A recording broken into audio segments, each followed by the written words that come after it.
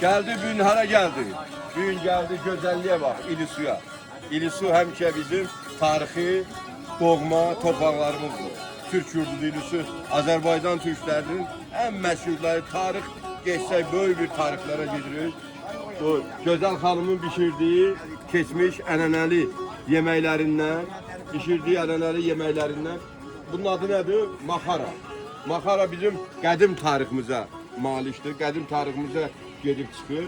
Ve bunu sütdə pişirirlər, yağ vururlar. Sonra ne vururlar? Pesok. Maraqlı bir yeməkdir. Maraqlı yemək var. Görürsünüz kənd həyatı, dağların qonşağında olan kənd həyatı. Gözəl bizim satçımız. Bize bir şans sal.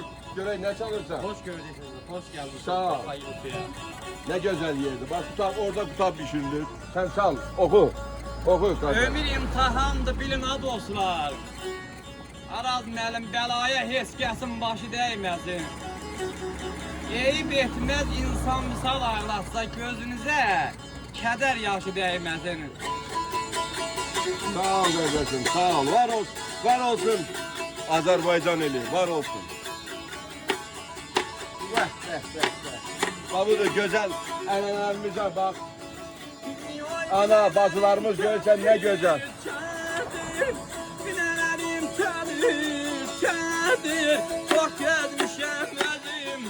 Dağlara yürüdüm, dağlara yürüdüm, dağlara. Çaylara bak, gör ne güzel çaylar demlirler.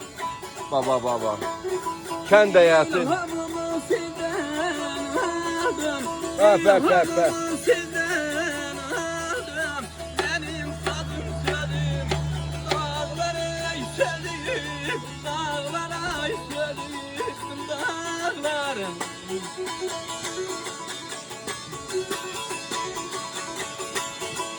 Maral gəzər asta, maral gəzər asta, yenib gələr bulaq, üstdən ey bulaq, üstdən ay bulaq, üstdən. Oy. Yay olanda bir yaylaqdan olasın, narın yağış gələ çəngəl, narın yağış gələ çəngəl.